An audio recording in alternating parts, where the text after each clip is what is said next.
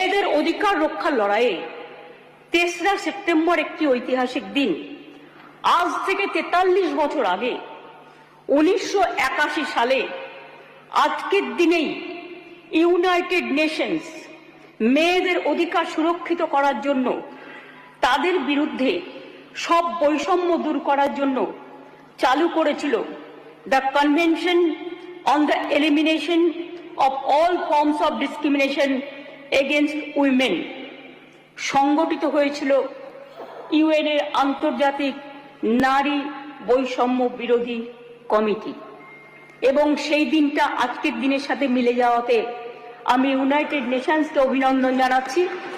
এবং বিশেষ করে নারী সুরক্ষার স্বার্থে আমাদের মা বোনেরা ভাইয়েরা যে লড়াই করছেন, সিভিক সোসাইটি থেকে শুরু করে ছাত্রছাত্রীরা, আমি সবাই, আমার লাইনে আসতে অনেক টাইম লাগবে, আপনার ট্রেনটা বেলাইন হয়ে গেছে, ওটা সামলান আগে। আমি আপনাদের বলি, আমি সবাইকে অভিনন্দন জানাচ্ছি। আমি অভিনন্দন জানাচ্ছি, এটা অভিনন্দন নয়, আমার সমবেদনা পরিবারকে জানাচ্ছি, নির্যাতিত পরিবারকে। তার নাম তো নিতে পারি না। যে মেয়েটি নির্যাতিত হয়েছে তার জন্য আমি শোক জ্ঞাপন করছি। সাথে সাথে সারা ভারতবর্ষে যারা ধর্ষিতা হয়েছেন, যারা নির্যাতিত হয়েছেন, তাদের সকলের বিরুদ্ধে যে অত্যাচার হয়েছে, সেই অত্যাচারের করুণ কাহিনী আপনাদের একটি কথাতেও আমি শুনলাম না। তাদের সকলের ব্যাপারেও এই সভা শোক জ্ঞাপন করছে, এটা আমি আবেদন করব এবং তাদের পরিবারবর্গকে সমবেদনা জানাচ্ছি।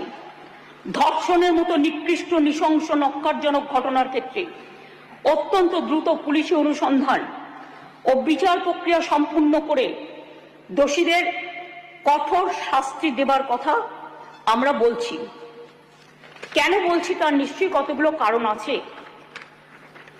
যে কোনো সুবুদ্ধি সম্পন্ন মানুষই কোন রকম শর্ত ছাড়া নিঃশর্তভাবে এই বিলকে সমর্থন করবে আশা রাখি।